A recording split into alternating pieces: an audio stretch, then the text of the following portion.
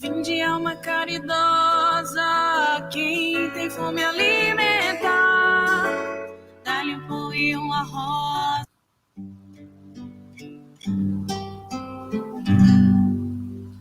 Pai nosso, que estais no céu, santificado seja o vosso nome. Venha a nós o vosso reino, seja feita a vossa vontade, assim na terra como no céu, assim na terra como no céu. O pão nosso de cada dia, dai-nos hoje, ó Senhor. Perdoai as nossas dívidas, assim como perdoamos aos nossos devedores. Não deixeis cair em tentação,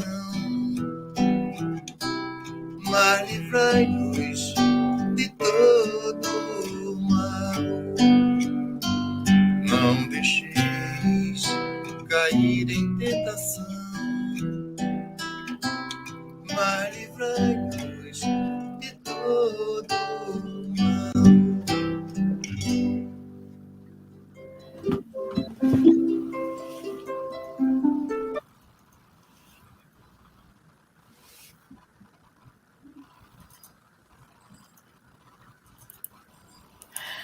Hello, everyone. Welcome to our Saturdays when we have always a guest speaker that is going to be giving us a talk.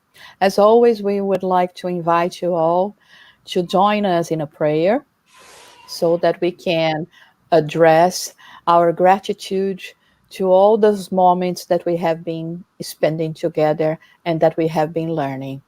So we elevate our thoughts and our hearts, uniting ourselves to show our gratitude to our Heavenly Creator for all the blessings that we have been receiving, all the assistance, and is asking, especially today, for assistance for our guest speaker, Julio, that he may be able to help us in learning, in understanding even more about Spiritism and its concepts. We pray that the good spirits may be with us in each and every home that is now following us, and we ask permission to start our special talk. So, hello everyone. Thank you so much for joining us today. We are very blessed. We feel very happy to have our dear friend Julio Carvalho with us, that is going to give us this talk about prejudice, racism, and spiritism. But first, let me introduce you to you, Julio. Julio Carvalho is the founder and co-director of the Spiritist Center Divine Light in Newark, New Jersey. He's a member of the Tri-State Spiritist Federation, where he works actively in the Department of Public Speaking. Mr. Carvalho participates in national and international congresses representing the United States and the Tri-State Spiritist Federation. Professionally, he is a licensed clinical social worker with 20-year experience in public speaking in the field of mental health, group administration, and emotional well-being. He works as a psychotherapist for Compassionate Care Hospice. Academically, he has a bachelor in biology and a master's degree in social work at Kean University. Julio, welcome, and thank you so much for being here with us. We are really hoping, for quite a while to hear you giving this talk to us. So now it's with you. Thank you, our friend Jusada, for the kind introduction. Thank you, the United States Spiritist Federation for this invitation. And we start by wishing everyone peace in our hearts and enlightenment in our minds. This concept of judging someone before we actually take our time to know them undoubtedly causes much harm in our society. But before we continue, we must define the words that we'll be using primarily to defend our argument, which is, to begin, the word prejudice. What does the word prejudice stand for? I know we have an urban definition of prejudice that most people are aware of, but the word prejudice actually means to make a prejudgment. And to fully understand the concept of prejudice or making a prejudgment, let's first discuss what judgment is. Judgment is a broad term that can mean many different things depending on the setting you find yourself in. We have, for example, in a court setting, the judge. And the judge, to pass judgment onto someone, he will take his time to analyze both the pros and cons against the individual that is before him. So the prosecutor will present his case against the defender, and the public defender or lawyer will present his case in favor of the defender. And that takes time. At times, regular people are taking from the public. Most individuals do not like to participate on this. It's called a jury duty, in which the public has the power to pass judgment, how they feel about the individual's case. But the key aspect of this situation is the fact that it takes time to pass judgment, because they're actually understanding, comprehending, analyzing all the different situations that took place before the actual crime, or especially how the crime itself was carried out, in order to either say that this individual is innocent or is actually guilty. That is judgment. It's our ability to discern, to choose right from wrong, to actually learn and make a decision, a wise decision upon our knowledge. So to judge, it's actually a natural process that stems from our learning. When you learn, when you study human behavior, it is impossible not for you to make a discernment, to distinguish right from wrong. Certain individuals, they say that we can't judge people. That is true, but the definition of judgment here has to be explained in order for us to fully understand what do we mean by this. Because at times, one can be naive and actually believe that we must see goodness everywhere. And that will be unhealthy as seeing evil everywhere.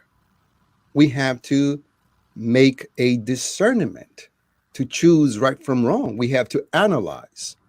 But when we study human behavior, and if you are engaged in the realm of self-transformation, the minute that you see someone who is actually, through their acts, showing their defects, their imperfections, it's impossible for you not to actually see what's going wrong, not to actually observe the wrongdoing of this individual.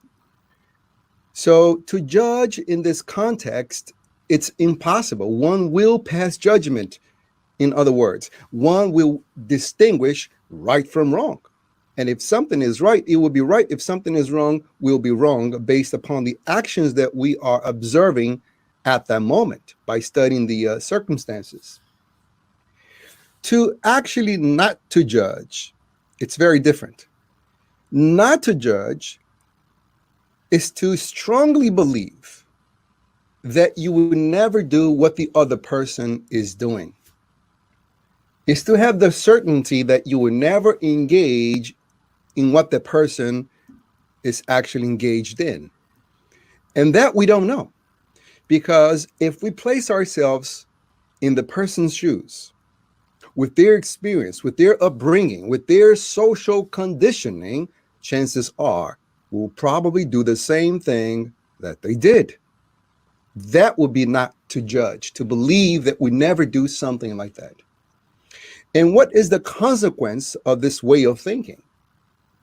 Compassion.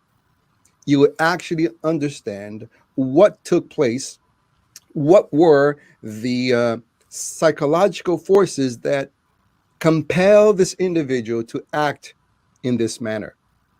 Now, compassion and understanding of behavior does not justify the behavior.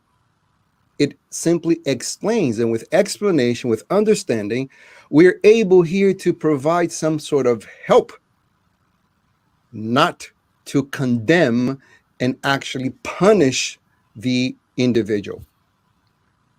So to have judgment, it's a natural consequence of human behavior knowledge. The knowledge that you gain from understanding people's behavior will give you judgment, will give you the ability to make a discernment. And that's what a judge is doing. So now that we clarify the word judgment, let's go back to prejudgment. Prejudgment or prejudice is to have an idea, is to have certainty of something without any prior knowledge. You look at something, you look at a certain individual, and then you tell yourself that you know everything there is to know about this person or about this thing without any prior knowledge, without giving the necessary time to actually know the circumstances that led this individual to act this way, to be who he is or who she is. That will be prejudice. And prejudice can be of all aspects, but today we are concentrating only in prejudice that refers to race, because there is misogyny or sexism when a man believe, or the system believes, that male are actually smarter than females, and this have manifested throughout academia for centuries. Then there is social prejudice when people believe that just because you're poor, either you are lazy, and believe it or not, it's way harder to be poor in a rich country than being poor in a poor country. How is that possible? Well, that's because if you are poor in a poor country, by definition, your social condition stems from the fact that you have a bad government, or your country doesn't have natural resources that can make it rich. So you are poor because of the system. But if you are poor in a rich country, it means this is your fault. It's your responsibility why you're this way. And that will be prejudice of social class. There are prejudice of disabilities. When we see someone with a physical disability, one might have this prejudgment, this idea without any prior knowledge, that this person might not perform their job equal as someone who has no disability. There is prejudice of ethnicity, when one believes that because we belong to a certain ethnical ground, we are better than the other ethnical ethnical background. When we believe because we belong to a certain group of individuals, one has to be bad. Back in the 1990s, there were so many push in order to change how movies perpetrated, for example, Puerto Ricans. I'm sure most of you have watched the movie Ghost, and in that movie, there is a Puerto Rican, if I'm not mistaken, his name is Jose Lopez, and he's the one who actually killed Patrick Swayze in the movie. And there were a lot of people who were disturbed by this. You know, how come they had a Puerto Rican guy being the bad individual? Not knowing, I'm not excusing the behavior, but just analyzing, not knowing that the person who actually hired the Puerto Rican guy was a Caucasian guy. But, you know, when we have these scenes and these movies and these images, they are constantly conveyed to us. We actually associate that idea with real life, and that could be extremely wrong, that association. There are even a prejudice of people who are overweight that they can be lazy, prejudice of for sexual orientation. That in itself would take a whole seminar for us to delve into, but today we're concentrating only in prejudice that in regards to racism. This, unfortunately, it's a very sad situation for many reasons. And at times, for those who see the protests out there, they do not understand the rage, the madness. And what I'm about to explain does not mean that I agree with all the violence and the looting that happens when people are trying to protest. Because to protest, it's actually a constitutional right. Let me break that down just a minute. You know, what is a constitutional right? You know, we live in a society. It's a group of individuals, and we need rules to regulate our behavior. If we did not have rules to regulate our behavior, each individual would do as they please. Can you imagine the state of chaos this will render us to? So the Constitution, it's a document that establishes our rights and our duties. You know, we have a duty to pay tax. There is no way to run away from that duty, but we also have rights. And what people don't understand is that government officials, they are not our leaders. And why not? Well, that's because we are the ones who are paying their salary.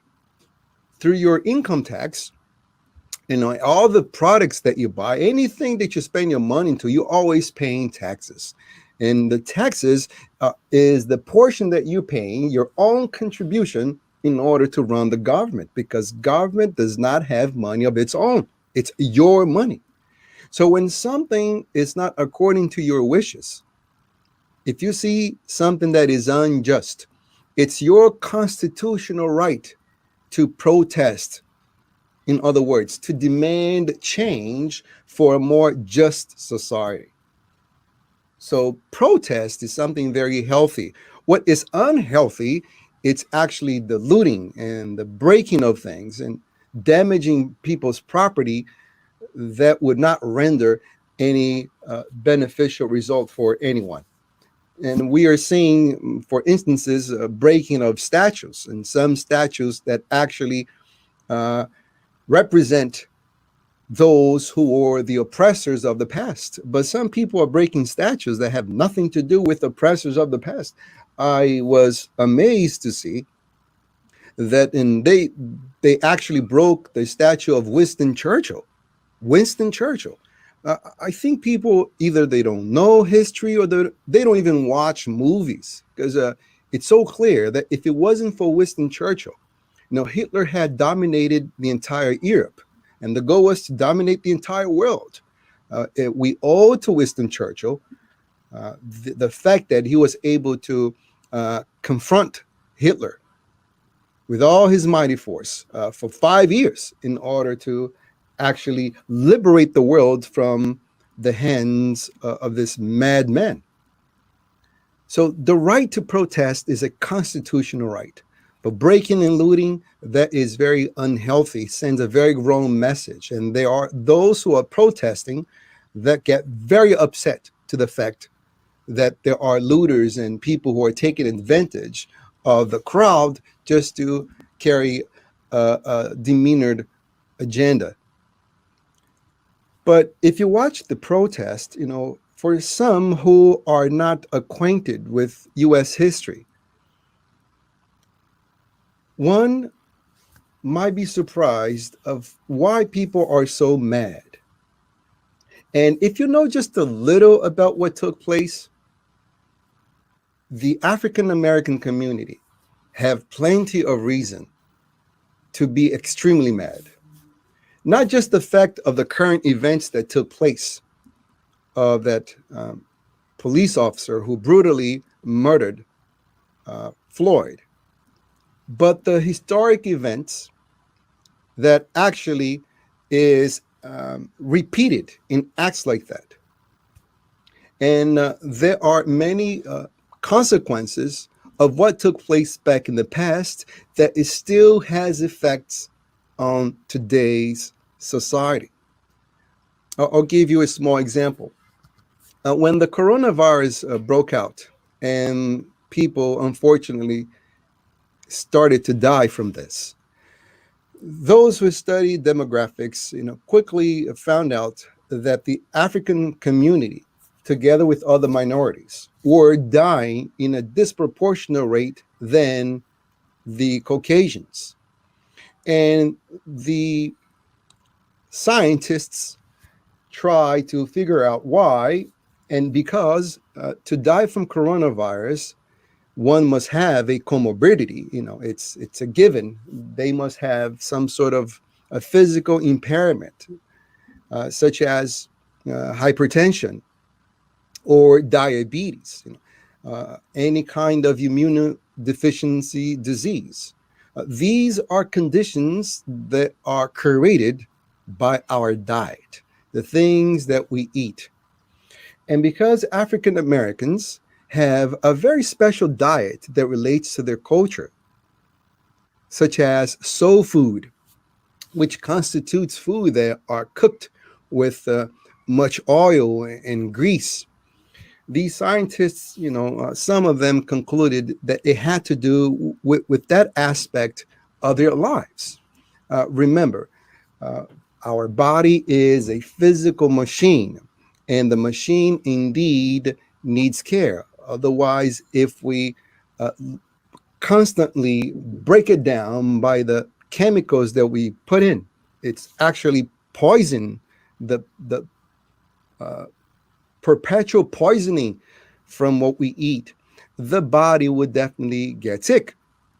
So some of the scientists were associating the fact that African Americans eat this kind of food, therefore they have more hypertension, more diabetes, and as a result, they were dying from COVID-19.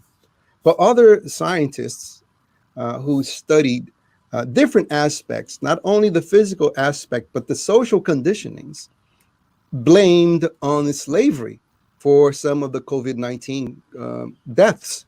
Now, one might think, what something that took so long ago has to do with people dying today? Well, I'll explain it to you. People don't realize that Irish people, when they arrive in the US, they arrive to make a fortune. People from all over Europe, when they arrive in the US, some of them due to religious persecution, others just because they want to better their social conditions, when they arrived in the US, they came here to make a fortune. And as a result, someone's great-great-great-father arrived here and made a fortune and passed that money on to the great-great-father of someone that is living today. Someone living today's great-father arrived here and actually made more money. And that money from the great grandfather was passed on to the grandfather and to the father. And someone who is actually living today inherited all this money that was passed on from generation to generation. As a result, this individual was able to actually go to college, have a nice desk job, and when the governor came in and said, let's all stay at home, we need a quarantine, because he had a nice job due to his social conditions, he was actually able to just sit at home and protect himself from the COVID-19 contamination. But for someone whose great-grandfather came here not to make a fortune, but to be a slave, and that person did not make any money, so therefore was not able to pass his money on to the next generation. And that person was not able to pass any money on to the next generation. So as an African American, my great-grandfather was not able to pass any money to my grandfather, and my grandfather was not able to pass any money to my father. And as a result, the social conditions that I was born into did not provide the same opportunities as other social classes. And as a result, I had to limit myself to a job in which I had to expose myself to COVID-19. So I became a bus driver.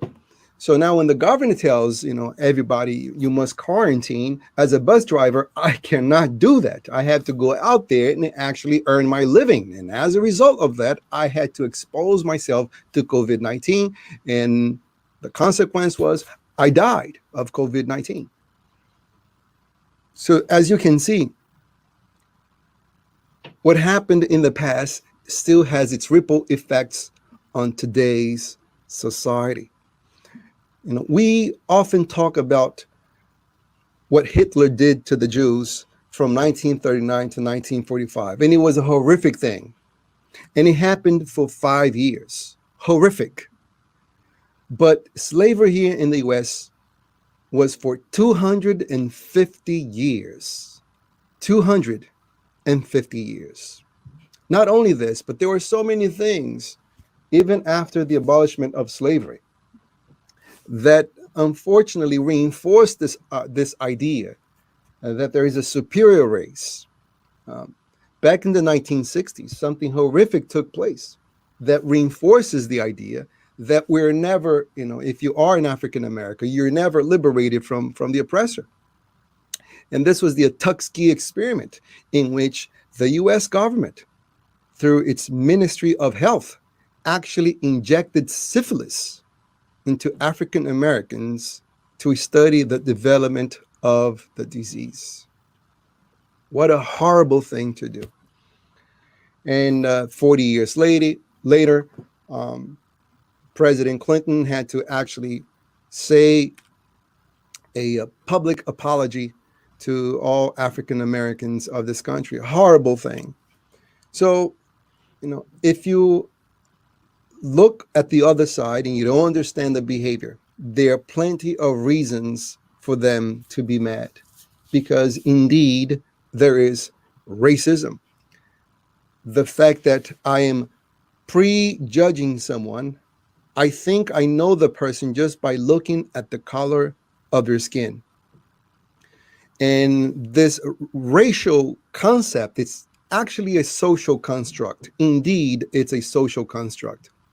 Reason being is because, science has demonstrated a long time ago that we all stem from the same place. We all have the same family. There's a branch of science called anthropology. Anthropology is the science that studies human bones. Anthropo means man, ology means the study of man. And then there is paleoanthropology. This is the science that actually studied the bones of hominids. And then you have archaeology, which is the science that study objects that belongs to these individuals that lived a long, long time ago. And I'm referring here to 150,000 to 300,000 years ago. And some of the recent discoveries took place in a cave in South Africa called the Rising Star. And once again, a confirmation here that all people from the earth came from Africa. Back in the 1920s and 30s, this was so hard to accept because that was racism in science.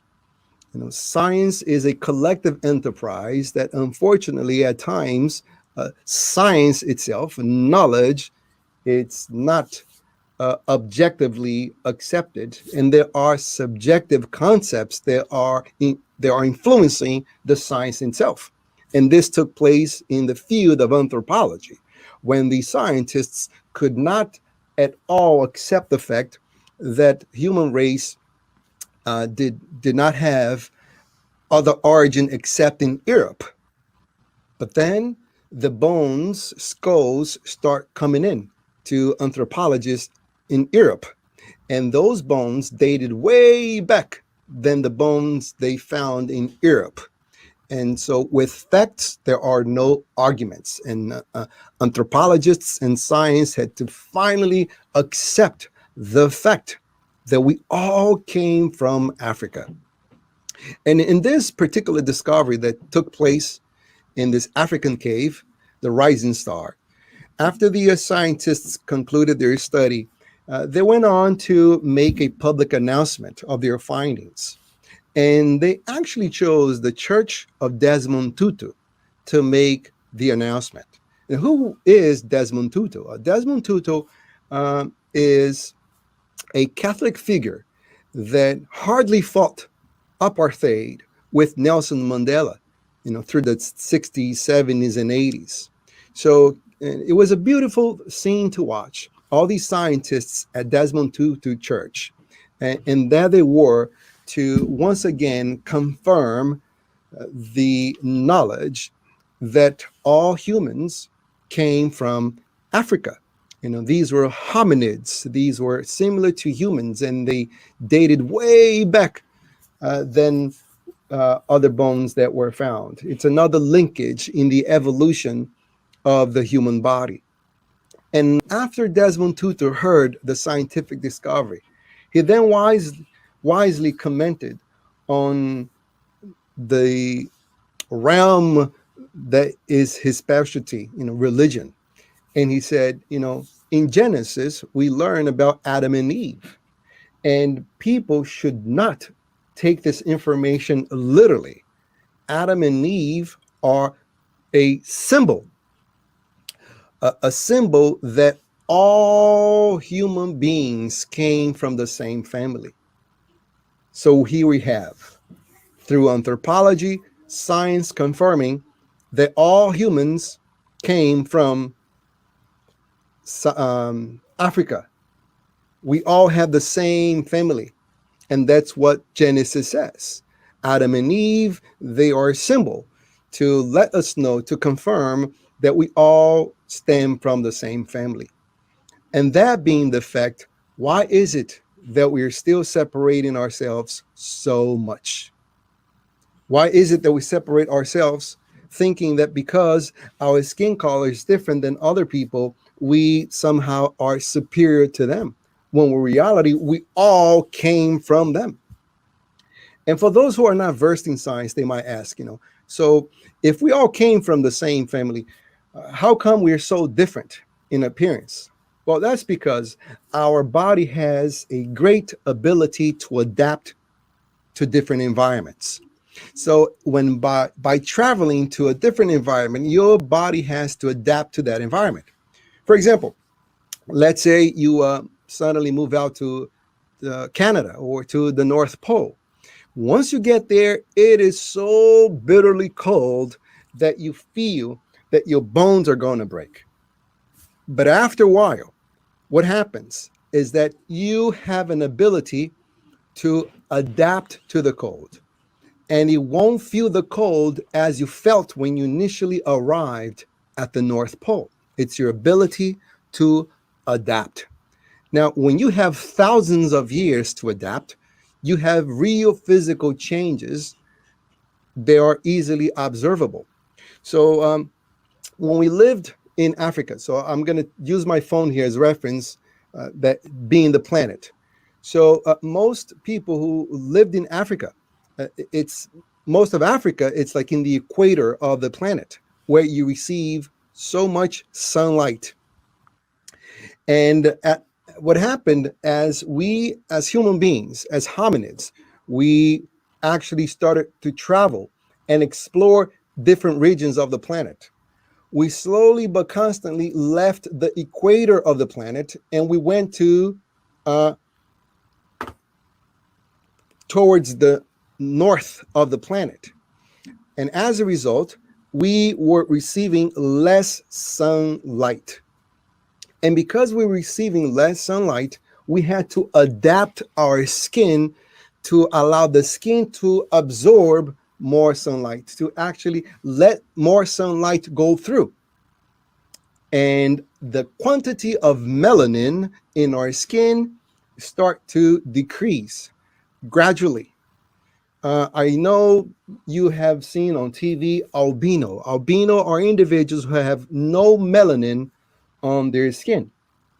So the quantity of melanin has a direct impact on how much sunlight you can receive. And then you might ask, what's the point of receiving sunlight? It's because sunlight is vital for us to produce vitamin D, which it's essential for physiological functions. So in order for our body to adapt to continue producing vitamin D, it had to change the color of the skin. So it adapted over the thousands of years. That's the reason why we have different skin color. But with today, the capacity of studying DNA, all of our DNAs show our origin in Africa. Once again, this is science. And unfortunately, this idea, this factor, this scientific fact, it's not taught as much as it should, because I truly believe that might give people a different reason to actually look at other people. They're different from them with different eyes, the eyes of brotherhood, of fraternity, because we are indeed all the same family. That's what the science shows. But the difficulties that stem from looking at people with these eyes, with different eyes, with the eyes of brotherhood and fraternity, is because at times we do see things that confirm our biased notion about other people's behavior. It actually confirms that certain races could be inferior than others. And this is a poor perception or a very poor understanding of social conditions. And I worked at a county jail for 12 years. During those 12 years, I provided psychotherapy to more than 23,000 inmates. I had to give statistics, and I knew these numbers by memory because I had to see this amount of people on a daily basis. I provided psychotherapy to at least 10 people. And indeed, when you study jail statistics, what you'll notice is that the African-American community is way higher than any other community inside the jail system. But are they there because they're Black? Are they there because of their race? Have they committed those crimes simply because their color of their skin is Black? Absolutely not. What you have there is a social condition in which anyone who were placed in those social conditions might do exactly the same thing that those people did. I'm not saying that if you are poor, immediately you are a criminal. But being poor definitely contributes for you not to have the same opportunities to get out of that vicious cycle. If you are a little baby and around you, what you have are words of encouragement to ill behavior. If you're a little baby and you're not even aware of yourself and who you are, visiting your uncle in jail and you're visiting your father in jail, you're visiting your grandfather in jail, most likely this criminal language, this nomenclature of troubles and problems will become your norm. And once you grow up, it will be just norm for you to follow those footsteps. And this also stems from the lack of opportunities because their ancestors were brought here not to make a fortune, but rather to be taken advantage of. So these are social conditions. It has nothing to do with the color of their skin. Once again, anyone being placed in those conditions will probably do the same or even worse. Because when I stop to hear their story, with understanding that I was not justifying their behavior, but comprehending what led them to that condition, to me, it almost sounds like a miracle for them to become something else. Anyone placed in those conditions will probably do the same. And this is what I saw all the time with my own eyes. So to make it very clear, it's not because their skin is dark that they will commit crimes. Social conditioning that influences people to a behavior in which is unacceptable. But what this topic of racism and prejudice has to do with Spiritism. Now, through the eyes of the Spiritist philosophy, we look at this from a very different angle. First of all, in Spiritism, we learn that we are not our bodies. We are a spirit who is temporarily housed in a biological machine. And we are not this machine, but the machine is so perfect that gives us the illusion that we are the machine when we're not. I always like to give this analogy so people fully grasp the concept that this is a machine. Back in the 1970s, when you drove a car, you really drove a car. Once you arrived at your destination, you probably had muscle aches just by turning that wheel and pressing all the pedals with no hydraulics of any kind. Now, we're in the year 2020. You have the electric cars. Some of these cars you step into, you speak to the car, and the car takes you to your destination. Now, there are already studies being carried on by neuroscientists who are placed in electrodes, and people with their mind can control an image on the screen. So we are very near to the actual experiment in which our thought would control the car. You think of your destination, the car takes you. This is very possible. I'm not talking about the far future. This is the near future. And once we arrive at that point, you think of your destination, the car takes you.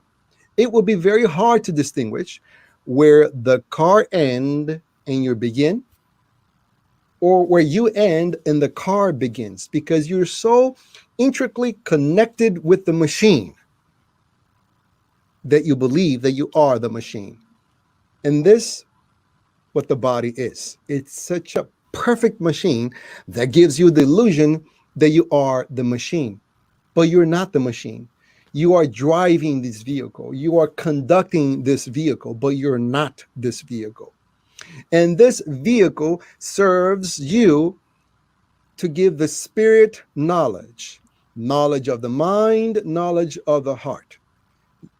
Most people ask themselves, I know life has a purpose, but I don't know what my purpose is. I don't know what my mission is. So here we go. I'm giving you flat out what your mission is. Your mission is to develop yourself intellectually, to become smarter, and to develop your moral virtues, to be more kind, to be more loving. That's your mission. And in order to fulfill that mission, we as a spirit, we need to go through different experiences, different cultures, different races. and even different sexual pluralities, male, female. So in the spiritual world, once you are preparing the future lesson, you will choose the lesson that is most according to your spiritual needs of evolution. So you reincarnate into the race, or you reincarnate into the sex that will offer you the lessons that you need to amass in order to evolve. So from the Spiritist philosophy perspective, racism has absolutely no grounds of being, because I could belong to a particular race today, and in my future life, in my future physical existence, I'll belong to a different race. And by the way, once again, race does not exist. That is a social construct. But different ethnic groups, they do exist. And depending on my spiritual needs, I will be born in a different ethnic group according to my spiritual needs. And depending on what I do when I am in a specific ethnic group, that would have consequences for my future physical existence. Take, for example, the story of the book in Renunciation. This is a book written by Emmanuel, the Spirit, through the hands of the medium Francisco Candido Xavier. It's a beautiful book called Renunciation. And in this book, after you read it, you have so much resilience, because the protagonist, it's a strong female who undergoes all different kinds of sacrifices. And she is doing that in order to teach us how to overcome our own challenges. Just let me open a parenthesis here a little. When we were told to be quarantined, there were some friends of mine who came to me and said, I'm going to watch now the whole Netflix series that I was just craving to watch, and now I have the time. Or I'm going to watch all the YouTube videos, that when I was a child. What they're looking for, it's entertainment. And I understand the search for entertainment. But entertainment will rarely provide us with the psychological tools that we need to overcome our challenges. And these formidable books, not only they entertain you, because, when you start reading chapter 1, you want to get through the book. It's just wonderful. Not only entertains you, but most importantly, it gives you the psychological tools for you to overcome all your troubles. After you read a book like this, your problems would not disappear, but will become this little, because you see someone who have gigantic problems, and you see their coping skills, and you see what they have done to overcome them, and suddenly you get the idea that you're also capable of, because you have the same origin. Your origin is God. We all came from the same source, and moral virtues and intellect ability are just like muscles. The more you exercise them, the stronger they get. So you see problems from a whole different angle. These are not disturbances to perturb you. Problems are opportunities for you to develop your muscle virtues, or the muscle of your virtues. That's what problems are. It gives you resilience. What is resilience? The ability to bend, to be crushed down, and to come back to the same shape. So during this quarantine time, read spirits books. They are wonderful to entertain you, and at the same time, to empower you with the psychological tools you need to overcome all the problems. So in this book, Renunciation, and I'm not telling the whole story, just a very small part of, there was this guy, his name was Antero. And Antero was in love with Madeline, but Madeline, she was a widower, and she was in love with her husband, and her heart was given to her husband, and her husband passed away, and she decided not to be with anyone else. And Antero tried and tried and tried, and she never gave in. And eventually he left, and he started to go out with certain friends, and these friends were involved in the slavery business.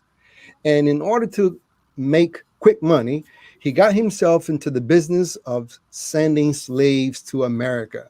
In the book, it gives you so much historic content. And it even explains to you, why do we call New Jersey, New Jersey, or New England and New York and Newark?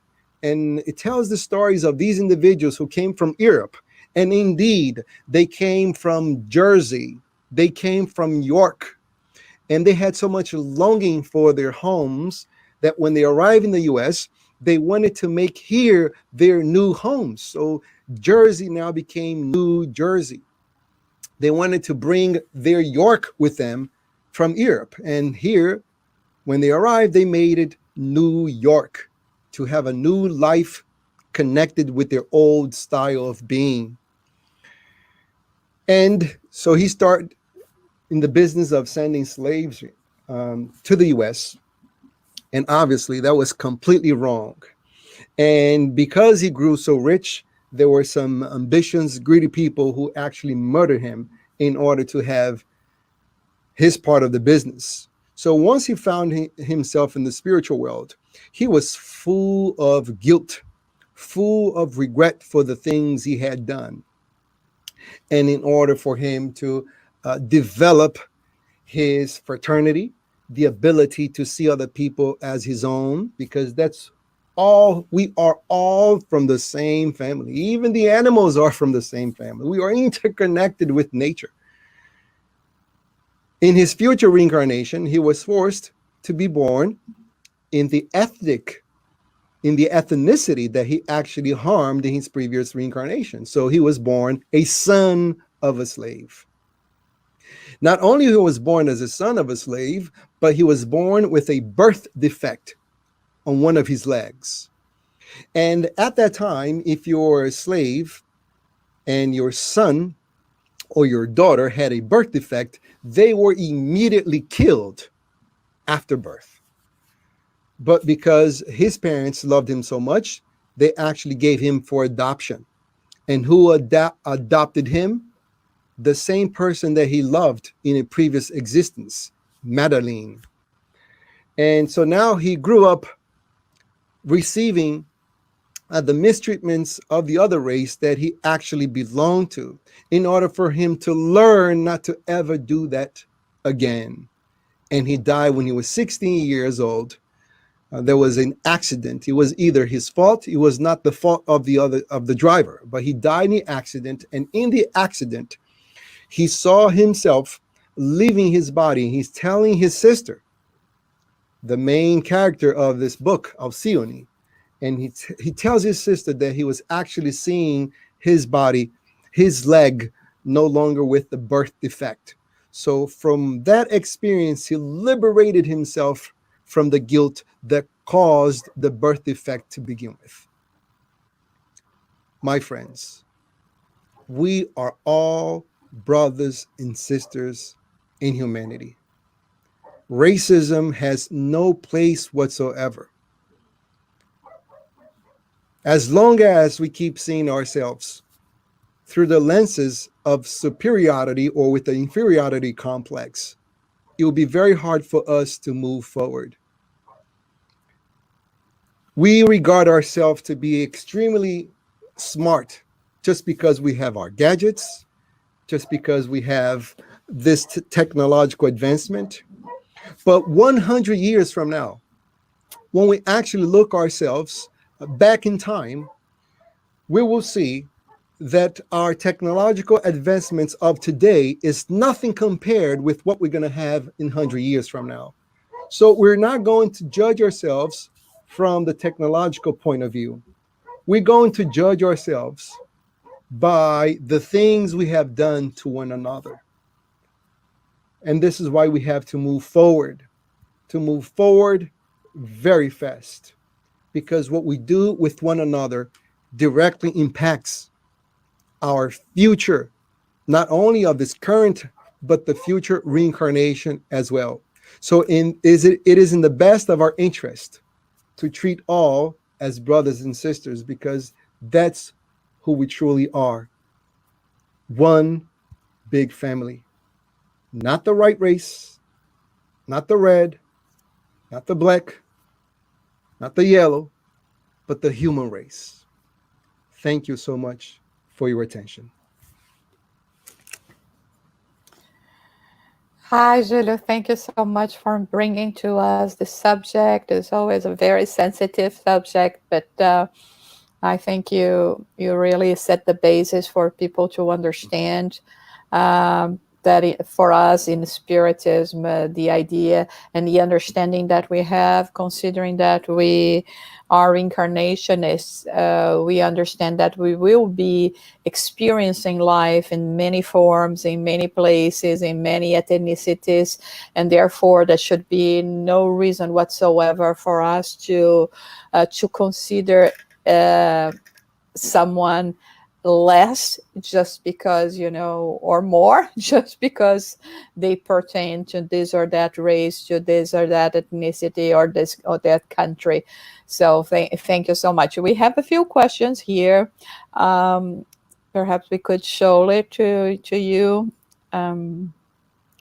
How can we analyze people's actions and opinions, taking into consideration the times in which they lived according to Spiritism?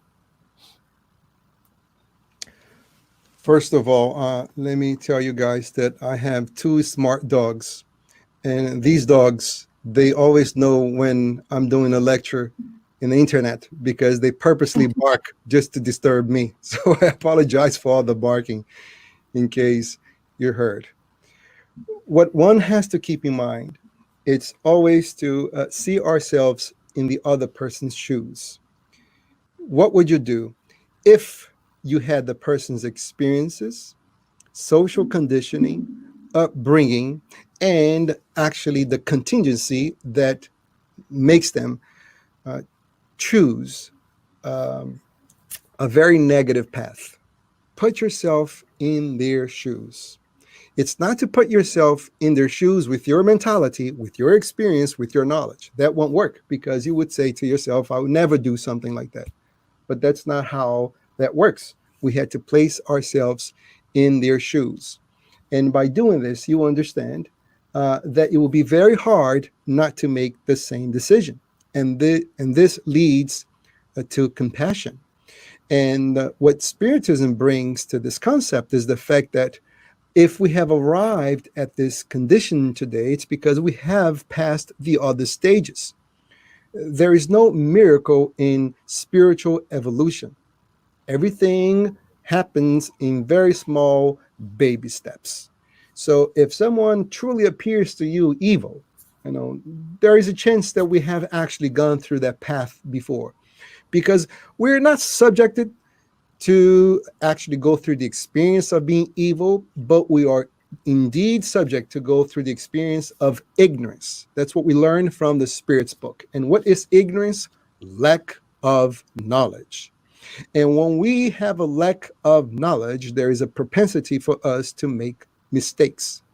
And once we make those mistakes, this is not necessarily a sin, but actually a negative experience in which we turn to a positive experience with time by learning from our own mistakes. Thank you, Julio. So we have another one here, another question. Let me see. Wait for one to put it here.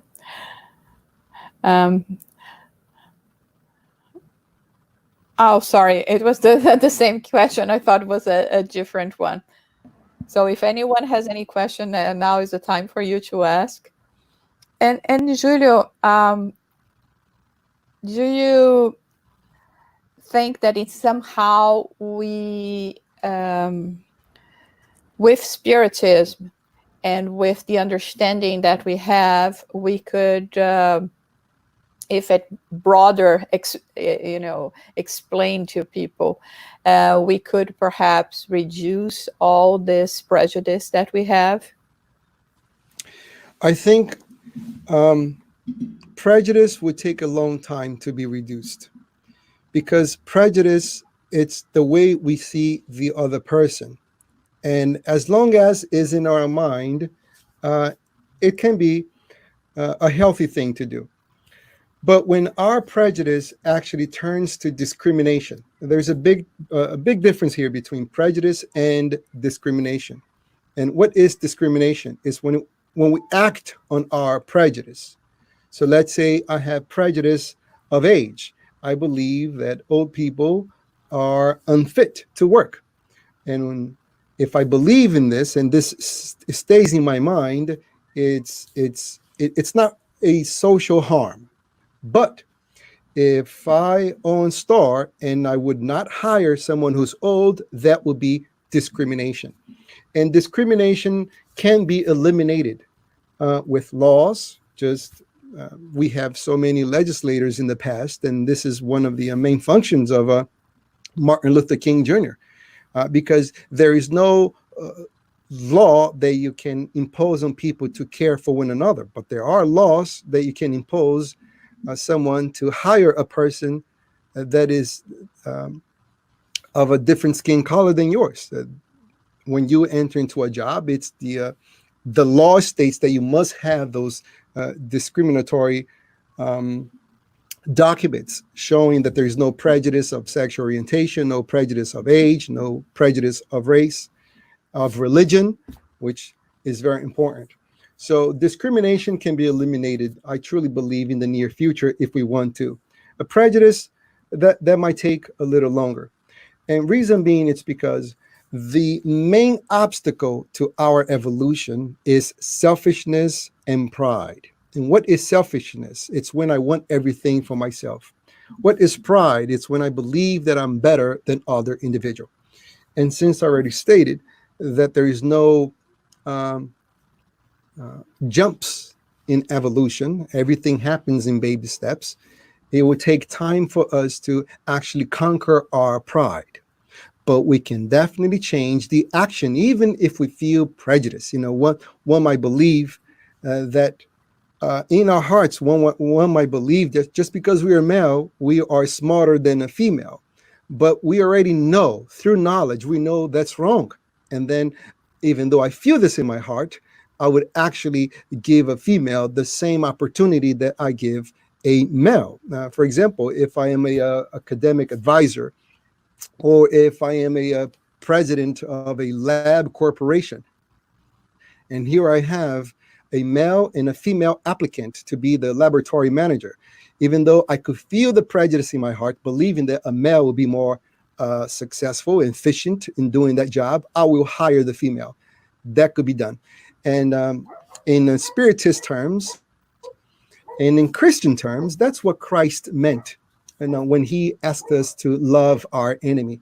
What is to love our enemy? Love here is not necessarily a feeling, because love, the feeling, takes time to gradually get to be loved, the feeling. It's the result of affinities, the result of times, the result of trustworthiness. And then that results in love. So how can I have that for someone that truly thinks different than I, or has done harm to me, or wishes me harm? Well, to do that, it's not love the feeling, but the action. I would treat that person with kindness. I would treat that person with love. And treatment, action itself, we can force ourselves to do it just because we're aware of. So in that regard, Spiritism can be a great source of human advancement if we truly understand that we all belong to the same family, and we have indeed reincarnated into the different sexual polarity and also into different races as well. Okay, we have a few more questions here. Thank you, Julio, from Daniel Santos. In your opinion, how to tell someone that has no other view of life that we are brothers and sisters, come from the same origin?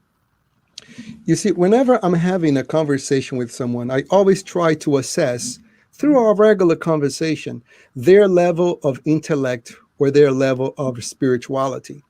Because if I'm talking to someone who is prone to science, of course, I'm going to give them a scientific argument. For those of you who know Francisco Xavier, he used to say that we all have the eye of the coconut. What is the eye of the coconut? He used to say that he read all different kinds of material in order to, when he was having a conversation with someone, he would have the eye of the coconut. What is the eye of the coconut? If you have a real coconut in your hand, the coconut has a soft part that you can actually draw the liquid from. If you try to get to the coconut water from different parts of the coconut, you're not going to be successful. So this is the eye of the coconut. So people have eyes of their coconut. So, you keep yourself abreast of sports and science and all different kinds of subject. And when you actually talk to someone, you will find out what is the eye of the coconut. So obviously, if I'm speaking to someone who has a proclivity to science, I will give them scientific argument. This is a scientific fact. The things that I said in our lecture, this is not my personal opinion. This is anthropology. Through some people might ask, how in the world can you know these things by just looking at a bone? Well, this is not a scientific lecture, but rather a spiritist lecture, and I don't have the time to get into the science. But there is a decaying of the carbon-14. And by studying the decaying of the carbon-14, you will know the age of the object or the bone that you're actually studying from. And also the DNA that you can extract from these bones. So when you study humans today, humans' DNA, they all share the same genetic information. A part of the DNA, it's shared information that all came from Africa. This is a scientific fact. By looking at each other from the point of view of races, that is indeed a social construct. We have constructed that over time. So this is how I would do it, my friend Daniel. I will assess the person, prior knowledge to know their eye of the coconut. If it's someone spiritual, obviously, I would bring the fact that, there's only one God. And if there's only one God, this God had to create us all. If you think the other race was created by other God, what you're doing, you're undermining the own God that you believe in, because you are giving power to other gods to create. You're diminishing your concept of your own God. So it's only one God. And just let me open a parenthesis here. I'm always careful when we are giving these lectures, because I take into consideration we might have someone has never heard of the Spiritist philosophy before. And we Spiritists, we truly understand, we truly know that there is a supreme intelligence of the universe, but we have absolutely no idea what God is. We know is the supreme intelligence, we know is the creator of all things, but to us, God is not Jesus. God is not a human being. We do not anthropomorphize this supreme intelligence. We simply don't know what it is. We truly know that all effect must have a cause. The universe or the universes have a cause, and this cause is this supreme intelligence. Do we know what it is? No, we don't. We just know some of the qualities of this supreme intelligence, and one of them is the supremacy in creating all of us. And by creating all of us, that by definition makes us all brothers and sisters. In the prayer itself taught by Christ, we start the prayer by saying, "Our Father." Well, if the Father is our, that automatically makes us brothers and sisters of one another. Okay, we have another question here. What attitude should we have towards those who think they are superior to us? Compassion. And what is compassion? Compassion is the understanding of the other person's behavior. You are not in agreement. You're not applauding this behavior, but you are not against that person, because through the knowledge of the Spiritist philosophy, you know that this is just a infant in spirit who actually has this pretense to be better than other people. Their level of pride, it's more intense, and as a result, they suffer a lot, because when you have this level of pride, pride does not only manifest in that realm, it's manifested in different aspects of your life. Chances are these individuals have a very hard time forgiving other people for what they have done to them. And when you hate someone, you're always sick yourself. So they have plenty to lose, and have even more compassion, because chances are the race that they so despise, that they so hate, will be the future race into they will be born in. So they have to drink from their own poisoning uh, by reborning into the race they so hate. Um, have compassion on them. That's all I would tell you. Okay, another one.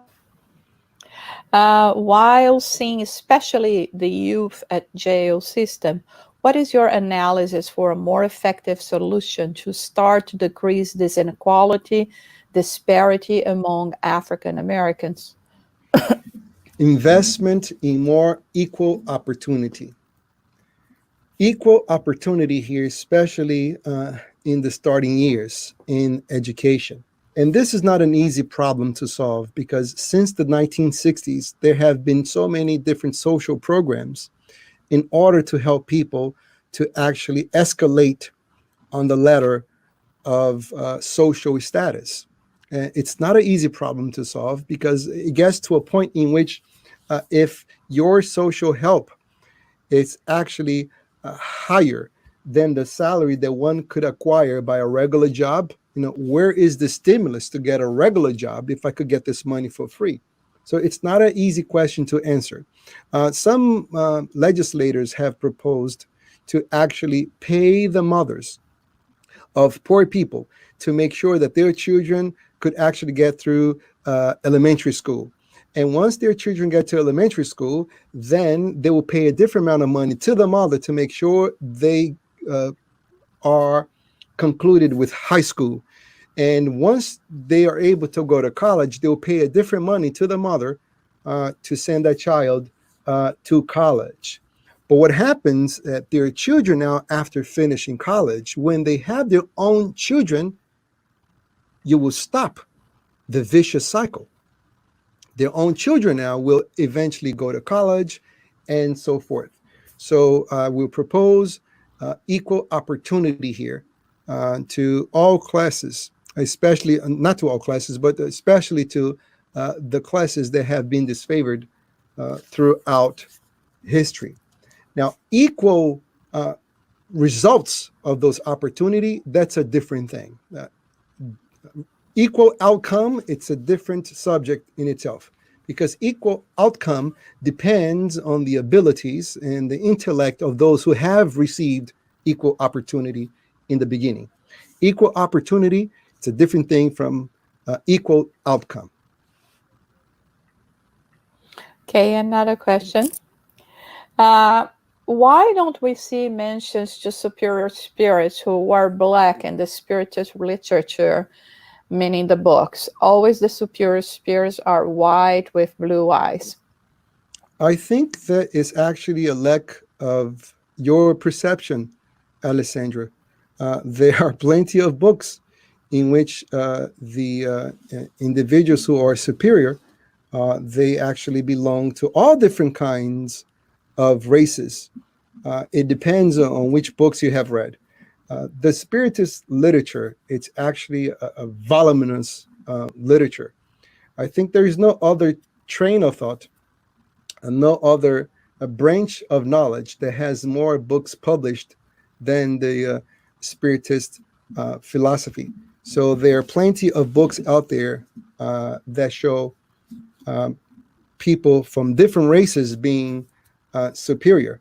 And people who are here right now, for example, since we are talking about African Americans, one of the biggest proponent of the Spiritist philosophy is actually Raul Teixeira.